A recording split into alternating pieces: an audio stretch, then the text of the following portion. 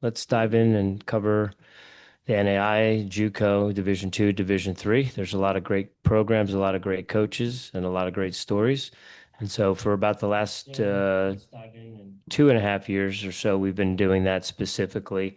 And yeah, we've just met a lot of great people along the way. And I was way back when my recruiting come up. I was a recruit of Scott Simmons when he was at the University of Mobile, which is an NAIA school. So I've been familiar with the NAIA for a very long time, and we know that in cross country and track and field, the stopwatch doesn't lie. So there are competitive people at all divisions doing great things, and so we are excited to chat with you this evening and pick your brain a little bit and hear a little bit more, find out a little bit more about you, the program, and the university itself.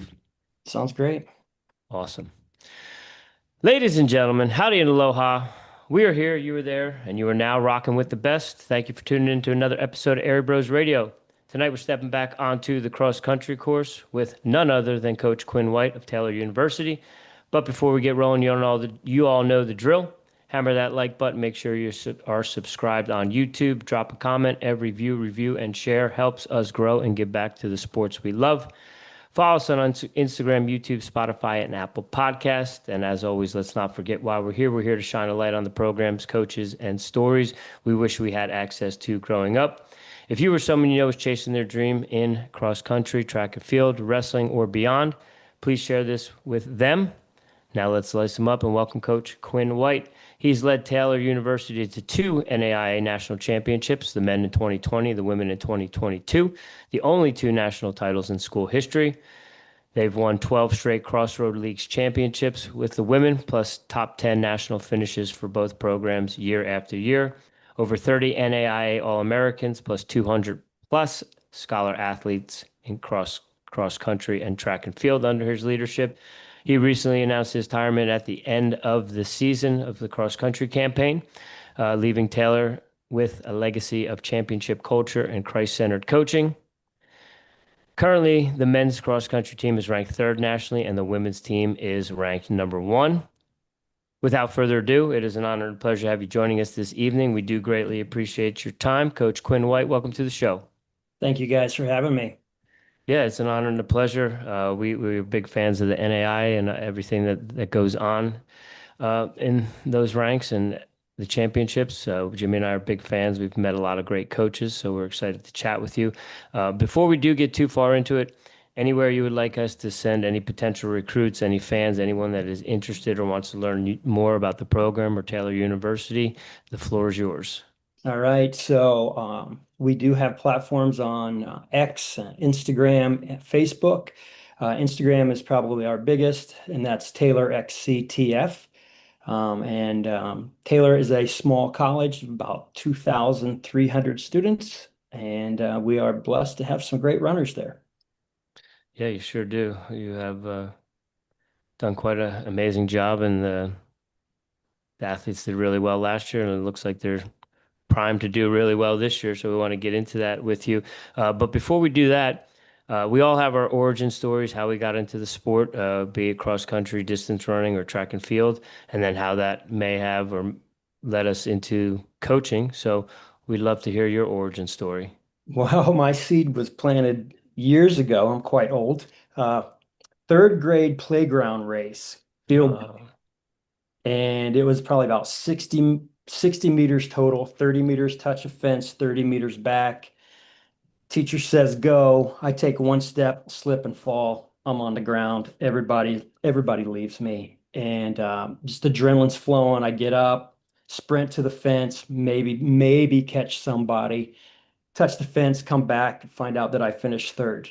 And the excitement, the adrenaline, um, the seeds were planted right then. And then I started doing a little bit of summer park races that the parks would put on. Those were fun.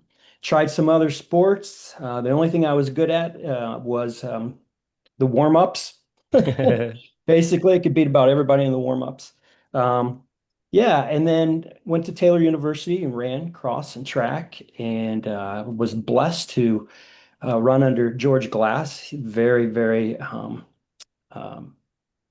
great man, great legacy, Taylor, and in the NAIA, and then Chris Coy, who also did an exceptional job at Taylor. Those guys really helped me get moving forward and planted the seed, or I guess maybe even watered that a little bit. And then I started coaching right off the bat. And you started coaching right at Taylor? Chris Coy, I had with Chris, I had an extra semester, so he allowed me to participate by helping him out a little bit.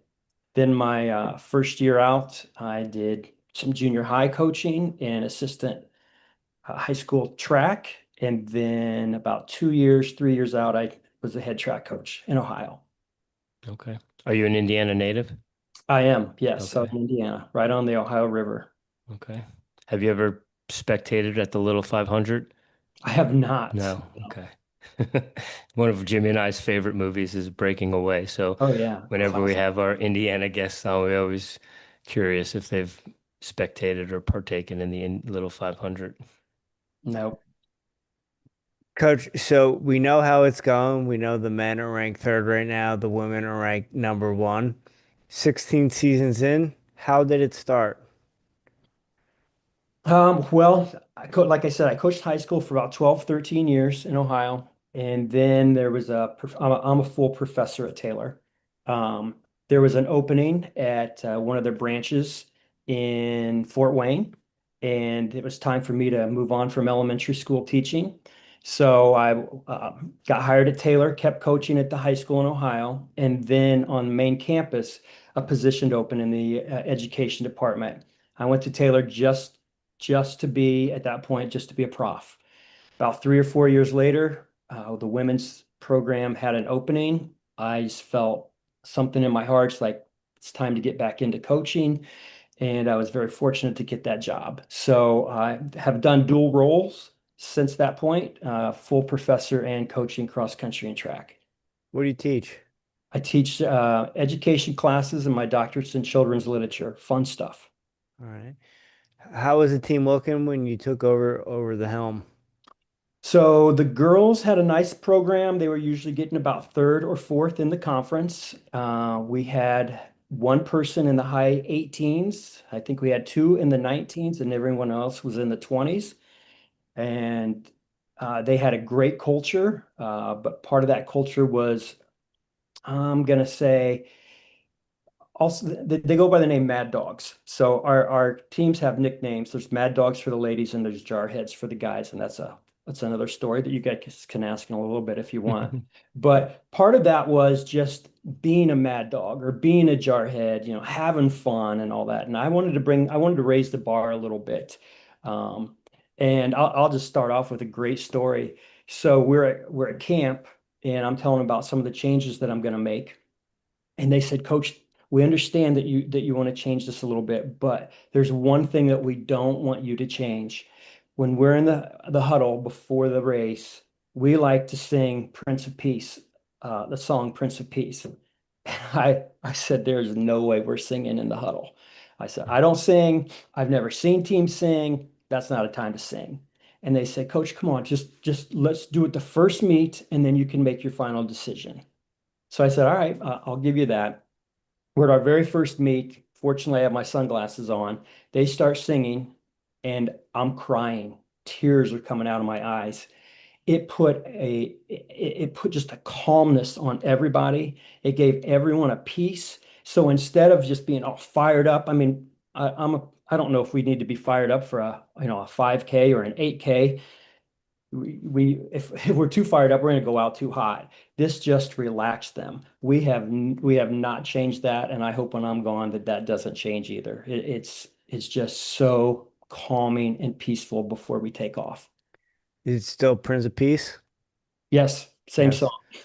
And we interlock fingers. We say these are our strengths and these are our weaknesses, and then our teammates fill those weaknesses. And there's all kinds of little symbolisms in a lot of things we do. That's awesome. Man, to be a part of something like that must be special for the men and women at Taylor. So I appreciate you sharing that with us. We all know that coaching college athletics is a full-time job. You're running a small business. You're also a professor. How do you manage that? Oh man. Well, it's really challenging. I think earlier in my years, I just had a lot of energy and was able to. I was a chicken with his head cut off. I told you guys I'm ADD, so it kind of worked well, just moving, moving, moving. But then you have children. They're starting to grow up. That makes you even more busy. You have to start looking at priorities. Eventually, I'll just be real upfront here, and I think this would be a good platform for it. I ran into some mental health issues the last 4 or 5 years because I pushed myself too hard. I didn't back off the coaching, and the teaching was I mean, it was just a challenge with all of it. I have high expectations, and I wasn't going to back down, and I should have backed down because I called visit from the gray dog. The gray dog I go numb. I have no emotion. I don't want to be around people. And fortunately, I've got some tools to when the gray dog tries to visit now, we don't let him in. Jim, I think we might have to add the gray dog to our repertoire because I think you and I have had visits from the gray. You're trying to put that gray dog down, Rich. Yeah. And you got to have tools to do it because I'll Yeah. tell you what, he's strong, man. And Yep. it was a hard time in my life. And I wouldn't say that I'm healed from it, but I have great tools to get through it now. And I just, I want people to know because, we talk a lot about athletes' mental health. Well, coaches, we have our mental health issues as well. So Yeah. I'll give you one little example. This is how crazy it was. Um, this is probably in the route you guys wanted to go, but Now we're here for it. about I think it's 2 years ago, right before the finals of the NAIA Track and Field Meet Championship, which was in Marion, Indiana, which is about 15 miles from my house. I had a panic attack and I was on my kitchen floor and I was crying for an hour. And I'm thinking, how am I going to get over how am I going to go over the track? How am I going to get my composure back? That was probably my biggest breaking point. There had been other situations, and after that, got therapy, learned tools, and have been in a much better spot since. But it was real. Yeah. Well, it is real, and I appreciate you sharing because I think sometimes we think we're on an island alone. But the more we talk about it, the more we realize that we all have different struggles and we go through different periods and different times. And sometimes we feel, especially as men, that maybe we shouldn't be talking about that or have those sorts of things going on. But we all do, and it's good to know because I think the more that people know, the more people are willing to maybe lean on people or ask for help at certain times, because we can't do everything on our own. And sometimes as head coaches, sometimes it's hard to delegate or let go of things to give to other people. Um, but I appreciate you sharing that. Yeah. Yeah. Sorry for the bummer there. No, not at all. Not at all. But I'm a straight shooter, and Yeah, I actually really wanted to get that out there. I thought this would be a good good. platform for that. Well, we're happy to share our platform with you. So, Coach, how is the season going right now? I know, like you said, preseason ranking #1 for the women, #3 for the men. You got the returning, defending national champion on the women's side as well. Have you guys had any meets? How's the season been so far? Yes, we had a meet last weekend at Indiana Wesleyan. Quite a few ranked teams were there, which was fun. Good start. We look at the season as a whole. It's great to win, but the focus wasn't on going out and winning. The focus was on how can we get better for the end. And it was actually a really good start, though. The ladies ran well. Our number one girl, was last year's national champion, she won by over a minute, and we were actually kind of holding her back a little bit. So she's ready to roll. Some of the other girls ran really, really well, and just like any meet, some people didn't. We talk about it's not going to be perfect, and we just need to learn how to deal with it with whatever the circumstances are. But the girls ran well. We understand that the course was actually long. When we finished, we had the sixth best team time in school history, and then when you do the math of how the difference of time, we were probably about the second or third fastest team time in school history. So they're ready to go. They definitely have big goals. Last year we lost Nats by 1 point, 0.3 of a second. and they are ready to make another run for it.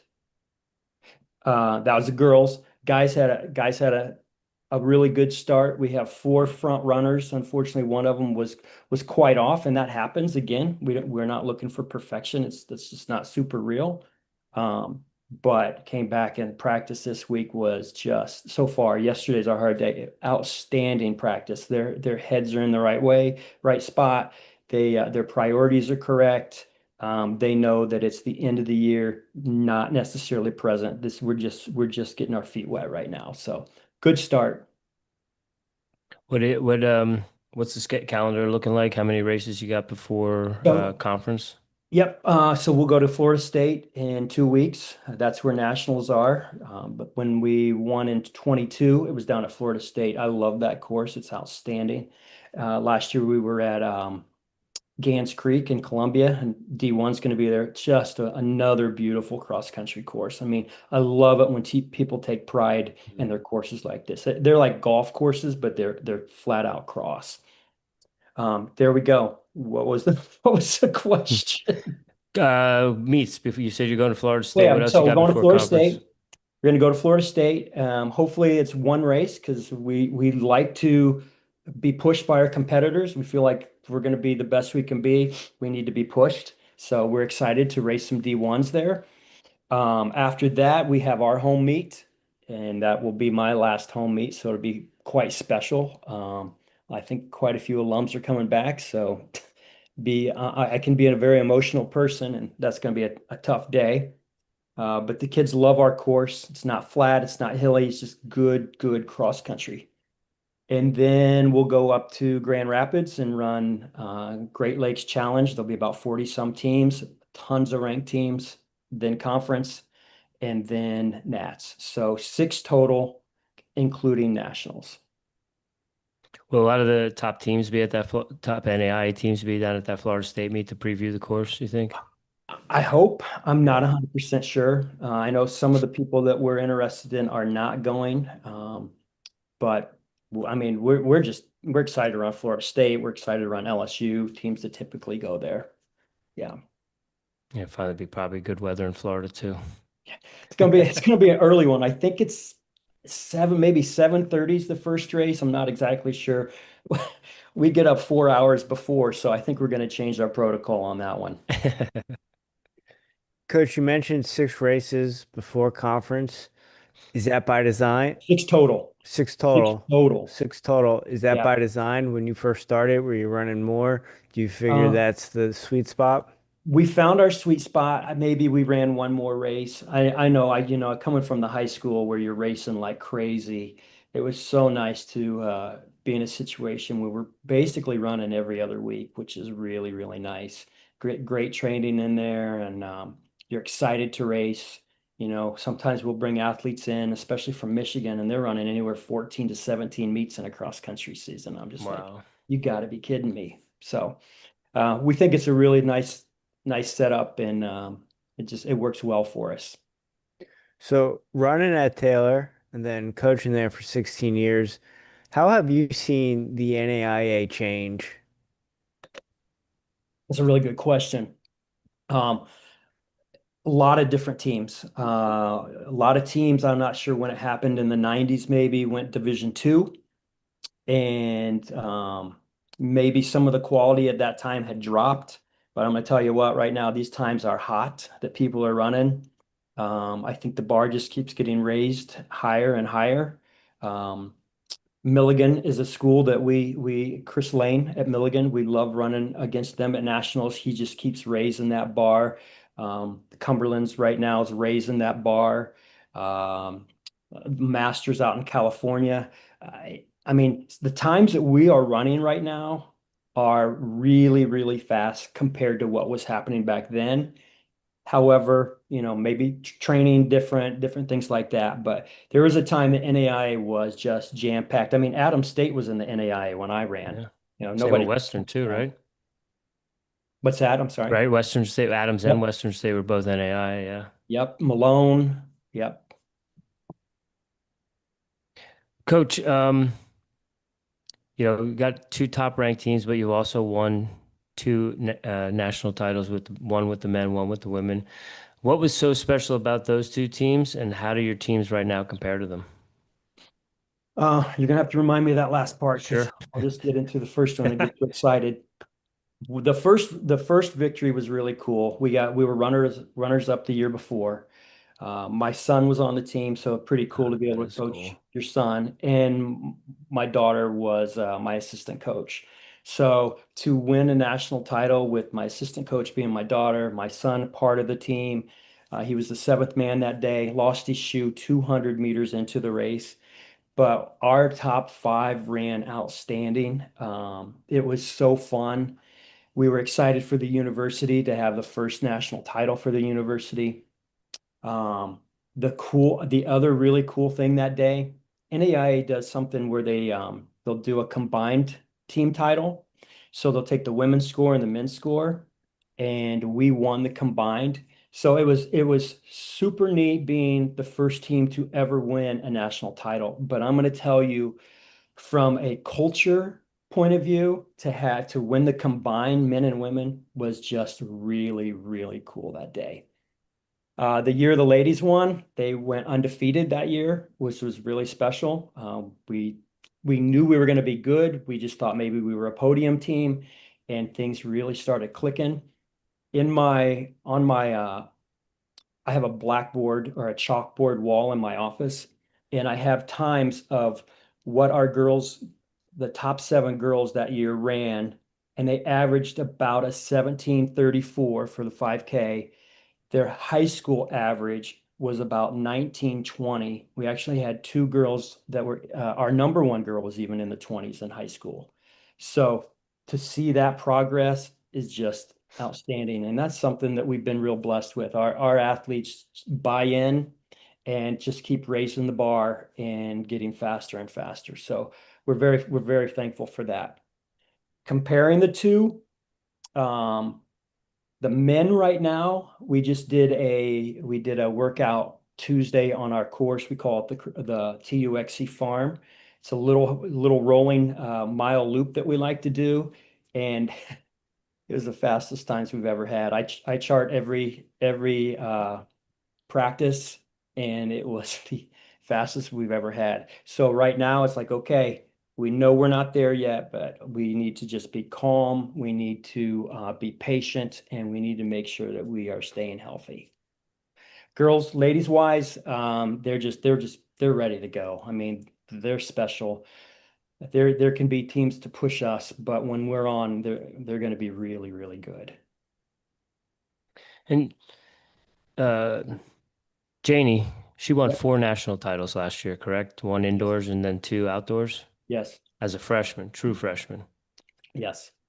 I assume she handles the pressure pretty well. Yeah, Janie is a special individual. We all know she could have gone D1. Um, why she didn't, you'd have to ask her. I know that she wants to keep things in priority. Schooling, her education is vital to her, and she wants to make sure that running is not the top thing. And I can definitely respect that. I think that's one of the reasons that she chose Taylor. Both of her parents went to Taylor, so she had a connection there. Janie is a team player. She could be, she is a superstar, but she's a team player. Culture, as I've mentioned before, culture is key for us, and she's just fantastic within that culture. We have a philosophy of running with each other and not against each other, which is pretty cool. And that was not my philosophy. It was actually brought in by one of my athletes, which I really appreciate. I think my second or third year. Janie will do whatever I ask. If I say, Janie, I want you to run with the top three ladies, she'll run with the top three. If I say, would you like to go after it today? It's totally up to you. She'll say, well, what's best for the team? She's a great teammate, and she works very hard. She right now is in fantastic shape, and we just have to literally hold her back. And with her credentials in high school, but her parents being alumni, was that something, was she on your radar? Or did she reach out to you? This is kind of nice, but kind of crazy. Probably 90% of the people that we have, maybe 95, reach out to us. Mm. The people that I have reached out to, I try to go big if I'm reaching out to someone. And those haven't worked out too often. When they do, is definitely the right type of person. But we are blessed with a fantastic university, and a lot of people want to be a part of that university and a part of our program, which is pretty cool. And what is the right person, right athlete for Taylor? So, so we're looking for like-minded young men and women. We're a Christian college, so number one, I want you to have a passion for Jesus Christ. He's your Lord and Savior. That's a must. There are other Christian schools, but may have a quota of non-Christians, and they can do whatever they want. And I think that's fantastic. But for us, I want Christ at the center. I want us all with that genuine same focus. So like-minded, that's number one. Number two, I want people to have a passion for running. They don't just like it. It's not their identity, but it's a gift they've been given, and they want to maximize that gift. They're willing to sacrifice to be better. They're willing to be a team player. They're willing to do, they know that the little things are the big things. That's the type of people I like. Blue collar. Are the guys, one of their songs is Working Man by Rush.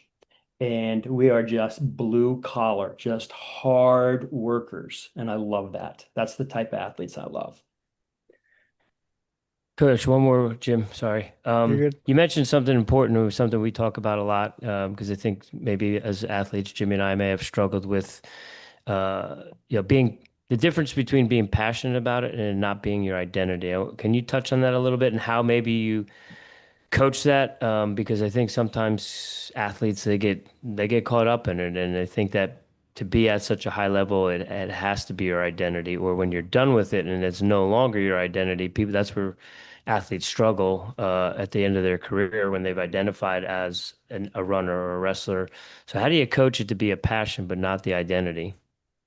Fortunately, I just help out and I have good assistants that help me with that. But we are very clear at the beginning when we're recruiting that that's what we're looking for.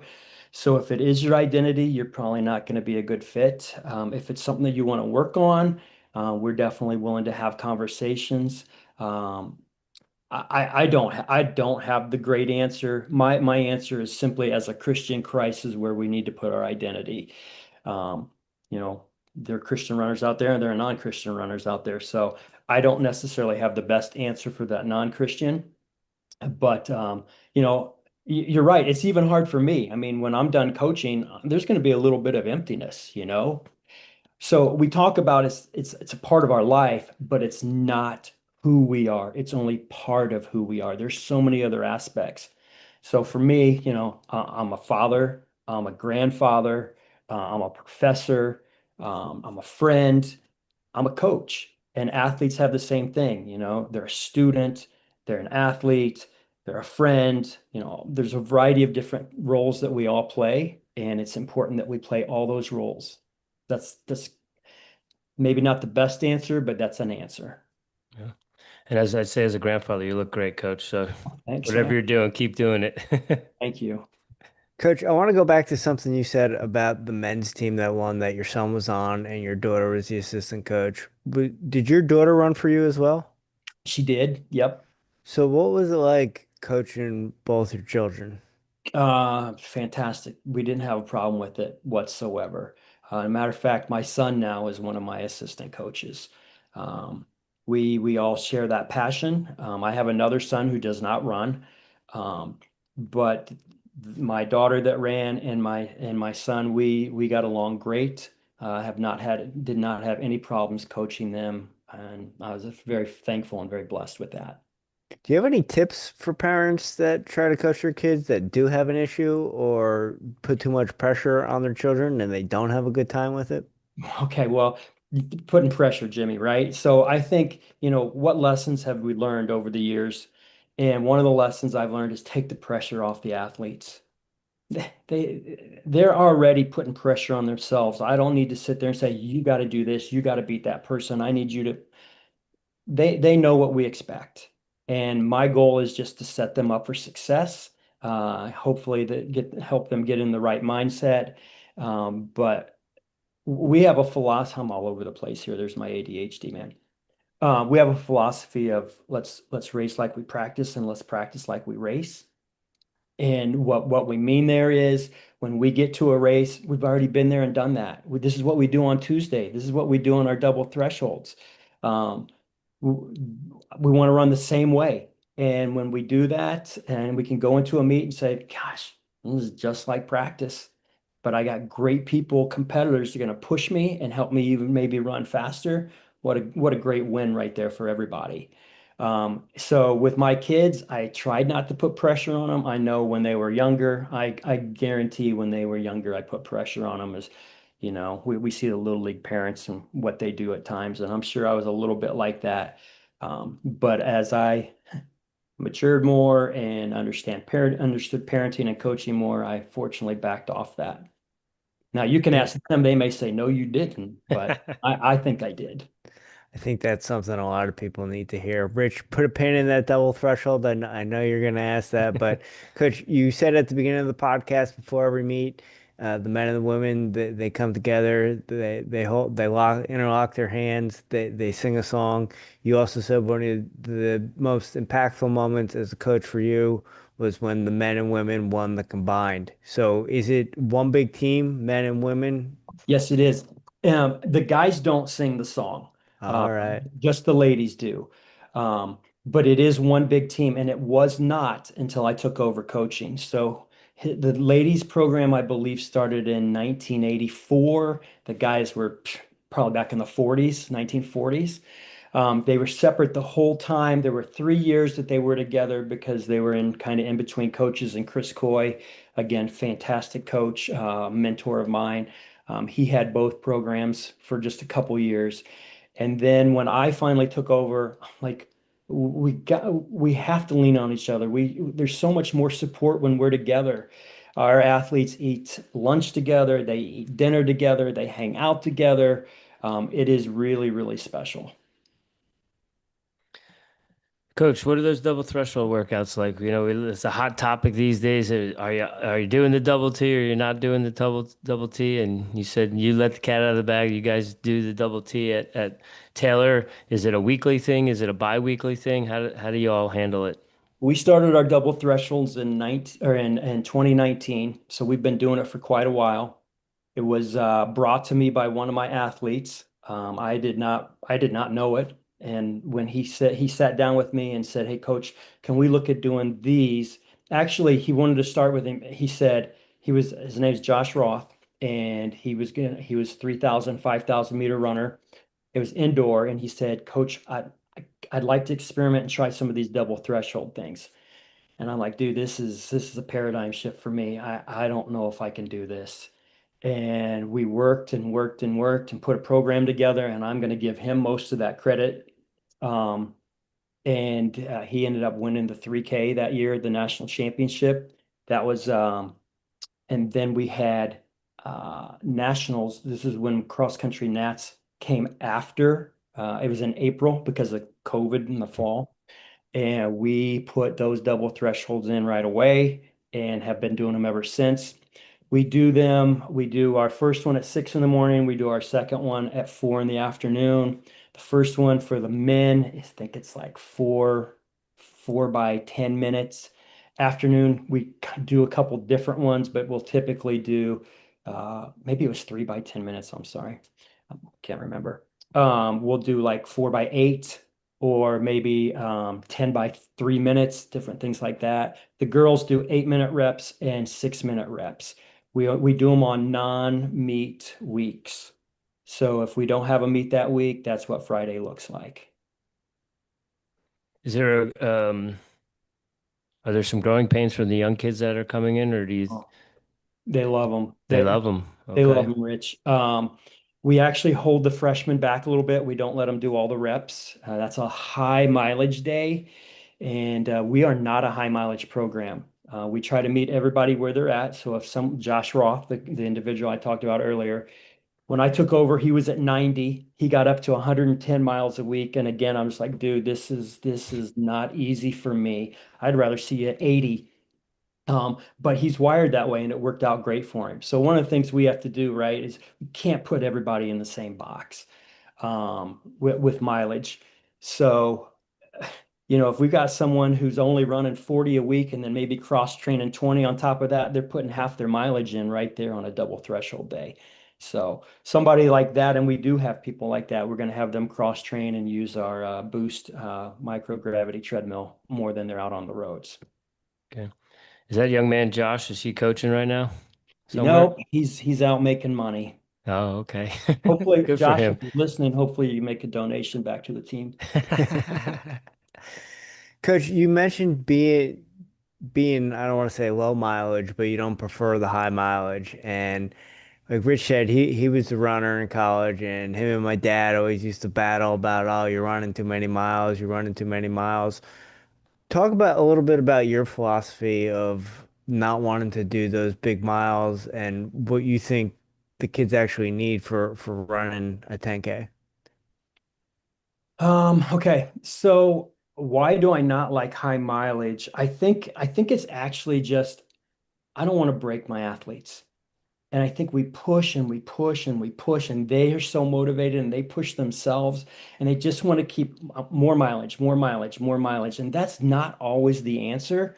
I'd rather keep them just a little bit fresh. I'd rather be just a little excited, like what I feel good, and not, man, I am worn out. There's so many miles this week.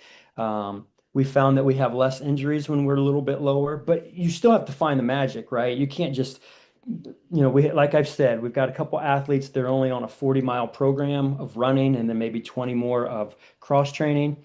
If they were just doing 40 a week, they're going to struggle. They're not going to have all that great endurance that we want. For the 10K, I mean, let's see. Well, Janie does. Janie doesn't do much more than about 40 a week, 40, 45 a week. And that's up from what she did in high school, which I believe was about 30 a week. So, and I don't remember her time, but she won nationals in the 5K and the 10K off of that. Most of our guys are going to average probably around 80 a week. Most of our girls probably average 40 to 45, with the highest being about 55. That's not true. Highest ever has been 65 with the girls. But yeah, 45, 50 maybe is more the average. Sorry about that.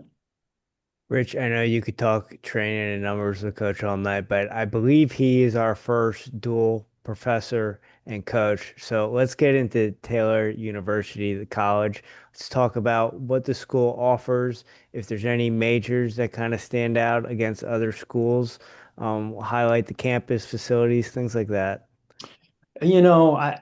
I can't compare our programs against other university programs because I don't know what the other ones, how strong or how weak they are. I just focus on what we have.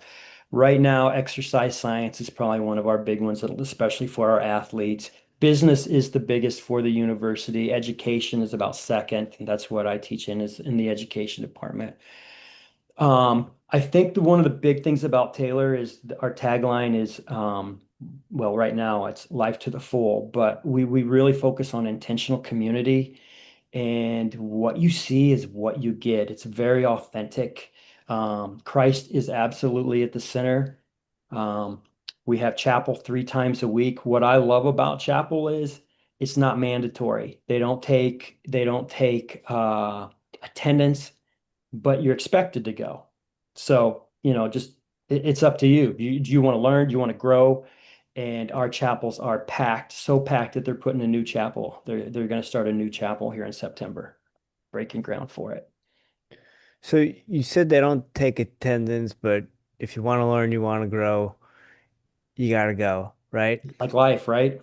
Can Yeah. you talk about maybe some stories or some athletes that you had? Because I know you said that you had Christ has to be center before you even step in the door, but I'm sure kids grow in their faith throughout their time at Taylor. Have you seen experiences where kids were kind of maybe every once in a while you'll see them at chapel, next thing you know they're leading the FCA or athletes in action and they're really diving into their faith? Um, Yes, but I can't give examples like that. I think the best example that I can have is for our ladies, and I'm gonna bring the team into it. Okay, so we've got the chapel. Supposedly everyone there has a relationship with Christ. It's at the university. You're supposed to share your faith statement. When you're going through admissions and stuff. Um, train of thought. Help me out again there, Jimmy. Uh, How people we growing grow. through their faith. So the guys have something that they call jar heads of clay from, Mhm. jars of clay. And they get together and they are vulnerable with each other and they talk about tough things in their life and things that they're going through and they talk about great things and they really genuinely support themselves there. The ladies, theirs is called Intentional Sisterhood, and they get together once a month, once a week. Both of them are once a week, and they do things very similar to what the guys do. In the dorms, they have Bible studies. Here's the deal: like the president might get mad at me for saying this, but there's a plethora of opportunities for you to grow in your relationship with Christ. Like if you did them all, you couldn't be a student, you couldn't be an athlete. So one of the things that we do have to talk about is not doing too many, making sure that you're staying strong in everything that you do. So we do have great opportunities for them. Just about every person from the time they start to the time they leave, they are in a different spot. Do you feel being a faith-based institution, it makes your job easier when kids come to you and they're having trouble? You can throw a Bible passage at them. You can talk about faith opposed to just coaching and not worrying about teetering over that line. It's definitely a benefit. Without a doubt, it's a benefit. Yeah, I'm just going to leave it at that. So you mentioned the Jarheads, you mentioned the Mad Dogs.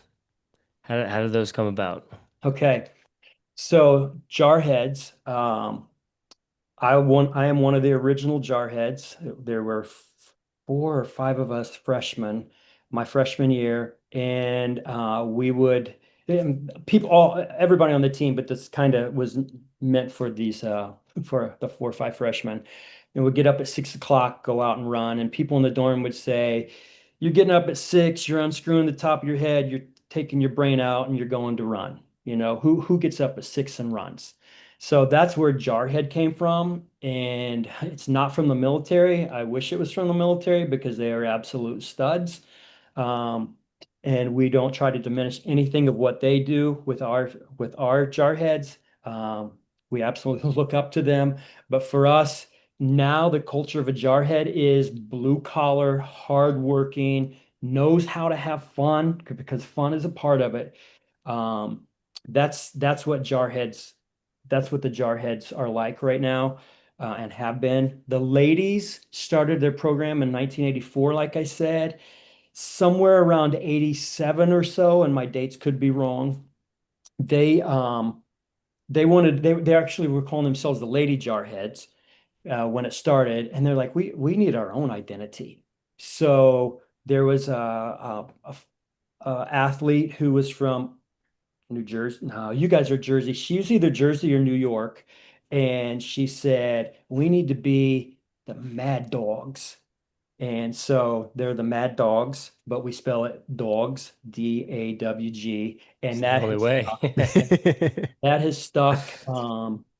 P, oh, I mean, when we do articles, when we do our social media, we say Mad Dogs and Jarheads. We are under the Trojan umbrella, but it is really cool the culture that both the Mad Dogs and the Jarheads have. And I think they take a lot of pride in being a Mad Dog and being a Jarhead. And taking that pride, they probably take also pride of, their preseason rankings and obviously have sights on the top of the podium at the end of the season.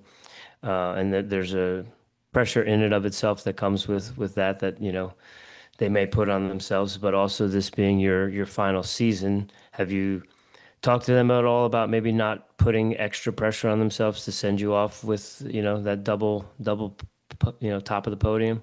100%. Yeah. Um, I knew this was coming in the last 5 years or so. When a recruit would come, I'd say, you just need to understand that I may be here for 4 years and I may not. I'm taking 1 year at a time. Um, I always thought that I would wait till the end of the season because I did not want to have a potentially negative impact on their national race. And I just felt this peace this summer. It's like, no, let's get it out. Let's share it. Let's talk about it. I'd rather not be at a banquet and say, hey, what a great season. By the way, I'm done. I just thought Hmm. that that's not a good way to do it. Talk to the athletic director. I mean, talk to my wife. She's the one, she's my anchor. She's the one that like gives me the most wisdom. And we all agreed that the summer, or as soon as after I tell the athletes, we're going to make it public to everybody.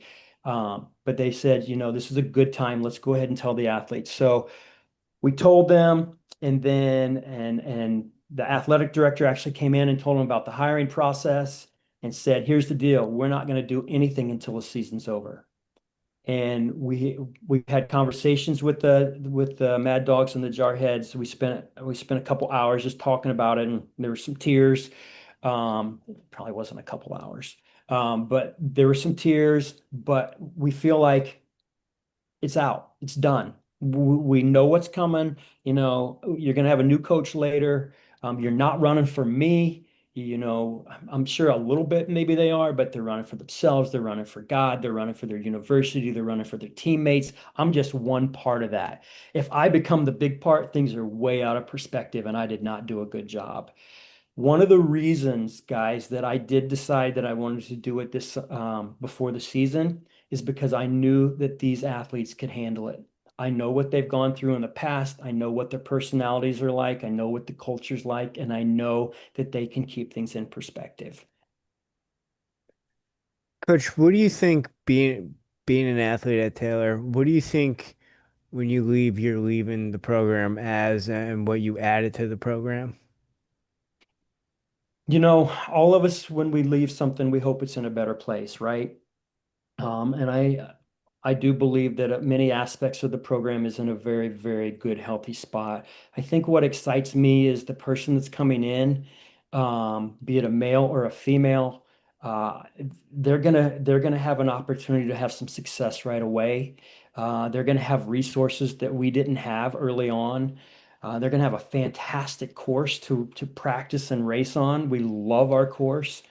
It's really just a great setup for someone, and they can dive right into the athletes and not have to worry about some of the other things, raising money. They're going to have to raise a little bit, but there's decent money in there, and we've got nice facilities, and um, we've got great things set up for whoever's coming in, and that excites me that they get to just roll right off the bat.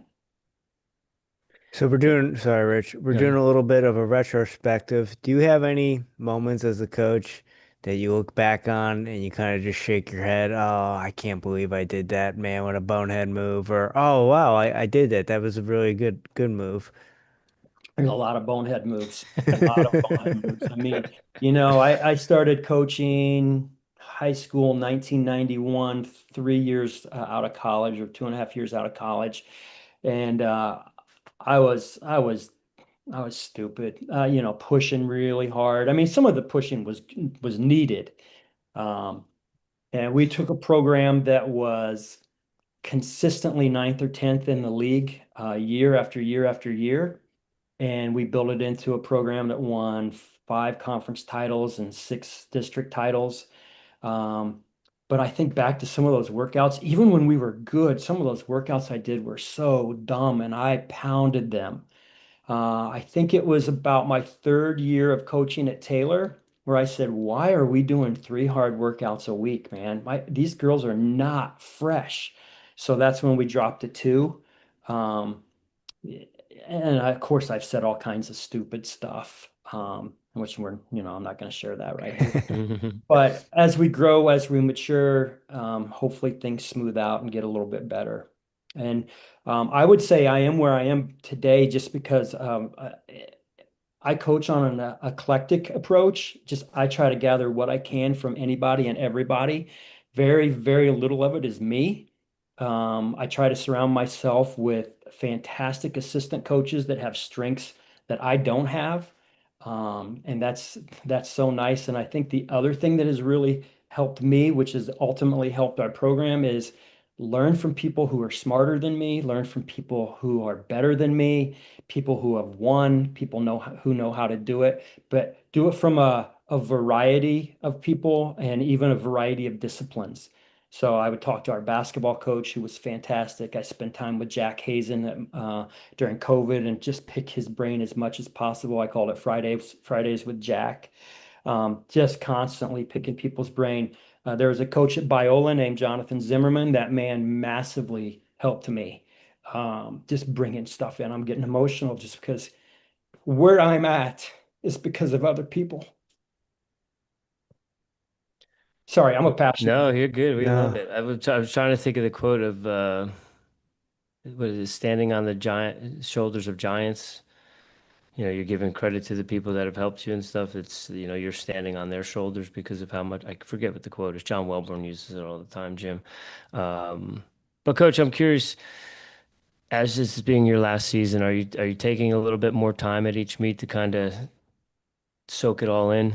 No. No? Well, we've only had one. We've only had one, and I did not. I am very Zoom focused Yeah. on day. My grandkids, two of my grandkids were there. I have three grandchildren, age 3, maybe 1.5 and 5 months. And the 1.5 may be wrong. I don't, my daughter's going to get mad at me because I don't know how old. Um, and I was able to be present enough to go up and hug them and put things in perspective. And then the Zoom focuses back. And I did not one time think of it, oh, this is okay, this isn't necessarily true. Until the end, when they wouldn't let the bus come up and pick the athletes up, and we had to walk 400 meters with our tent and everything. I did. That was the only time I said, well, I don't have to worry about coming back here next year. But for the most part, I don't remember thinking, holy smokes, this is my last time here at Indiana Wesleyan. And whoops, I just let the cat out of the bag who didn't let us bring our bus up. Um, didn't think about it at all, not one bit. Okay. Being present is something that I have really tried to focus on. I was one of those that always was looking at the next thing, or Mhm. you're in cross and okay, I like cross, but let's think about indoor a little bit, and then indoor, let's think about track, and then during track, let's think about cross. And fortunately, at some point, I had an epiphany. Present is the key, and so I really, really try to stay present. Okay. Will you be staying on as a professor? I will be, Yeah. yes. Okay. Amen to being present, coach. I think that's something that everyone needs to hear, and I think that's something I struggle with daily from second to second. Not like what am I doing tomorrow? Like, oh, I gotta eat. Oh, I gotta do this. I gotta do that. So yeah, I feel you there. Coach, is there anything about your career or Taylor University that we haven't spoke on that you want our audience to know about? That's a good question. Not that I can think of. But I think I want to share a couple things though. I talked about learning from other people, but there's a lot of great literature out there too. And right now, I don't know if you guys have read Jim Murphy's Inner Excellence. That thing is dense and it is transformative. It is, there are so much in there. Like you're highlighting 3/4 of the page. It's like, why am I even highlighting? Everything should be highlighted. So we're real happy. We do this thing called one word, and we've done it now. This is year 13. And it comes from a book called One Word That'll Change Your Life, written by John Gordon and a couple other people. And John Gordon, I love his work. Very, very practical. And this year's word is love. Last year's word was joy. And I think it really helps us keep things in perspective. We've had words, grit and embrace and finish and all kinds of things. But the last two, I love last year's joy was just that was transformative for our team. And then love, we are so excited to see where love goes. And one of the things that Jim Murphy talks about with love is love your competitor. That's a paradigm shift for a lot of us, right? No way, man. I don't love them. I want to beat them. That's our rival.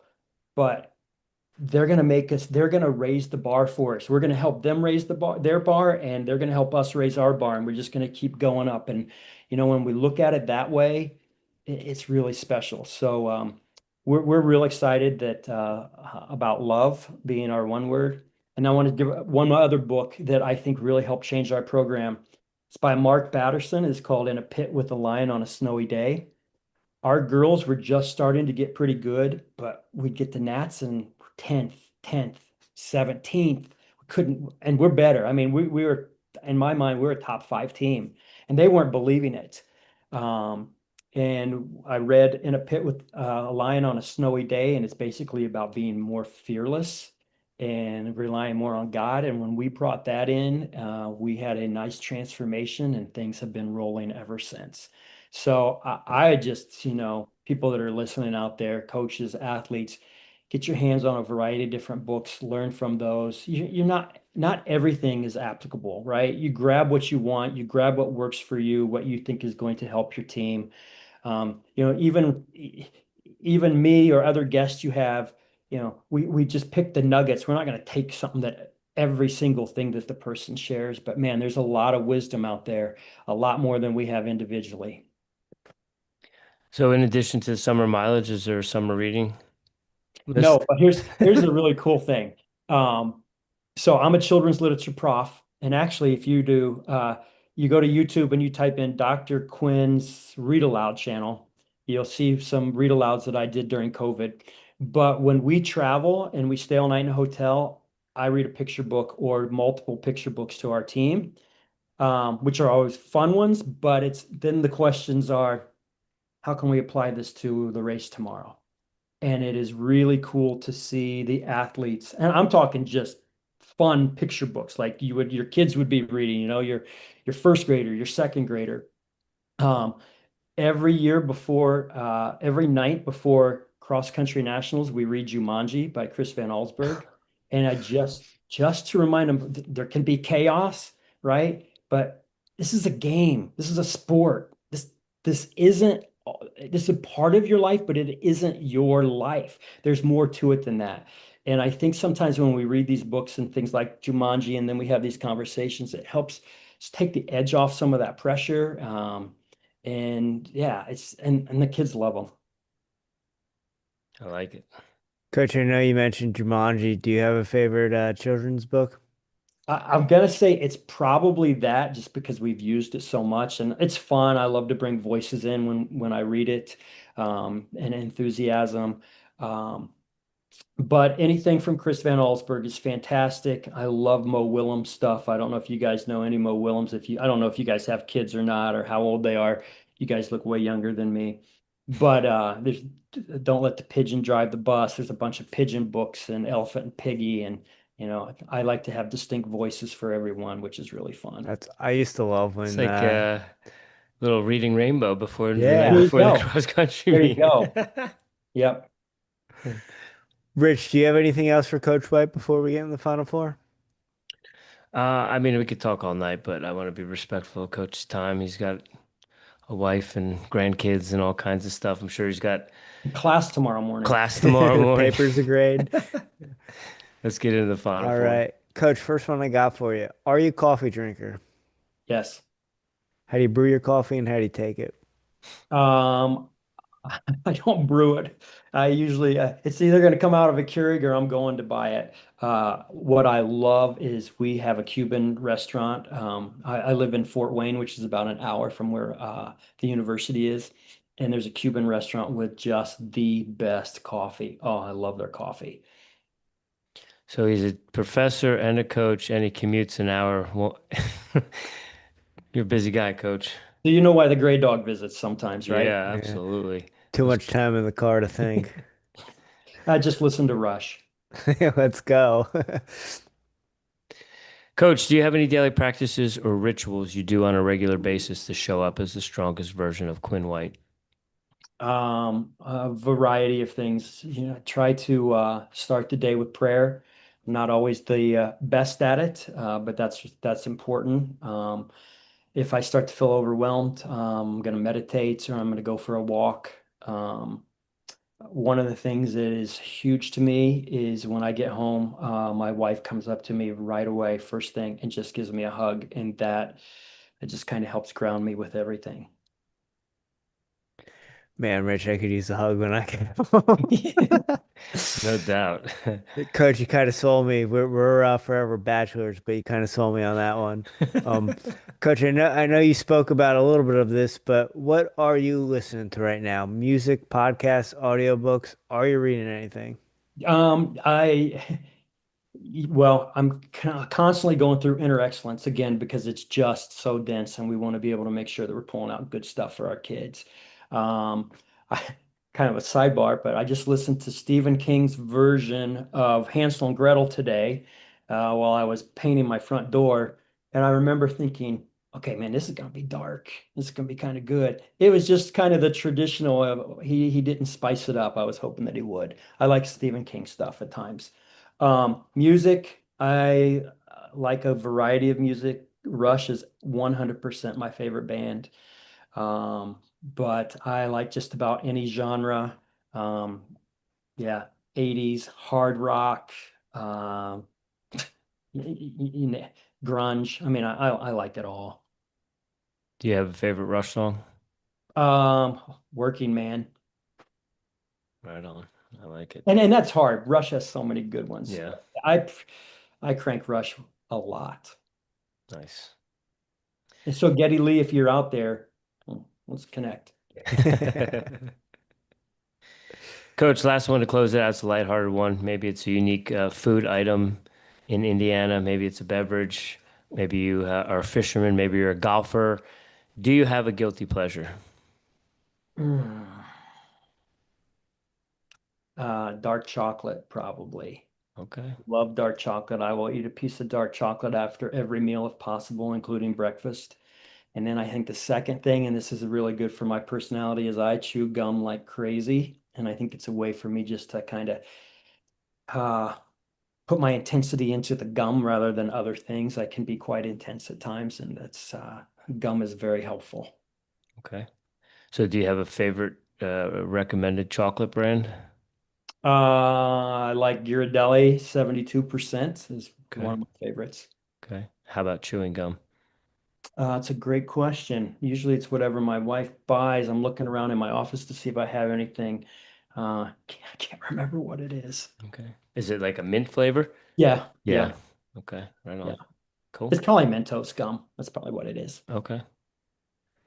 Well, Coach White, thank you so much for your time this evening. You made Rich and I's life a little bit harder come the national championships because we got too many teams to root for, and we're not. We try to be straight down the middle because all the coaches give us our time. But man, I can't wait to watch the men and the women at nationals this year. I know you guys are going to do great things, and congratulations on a great career.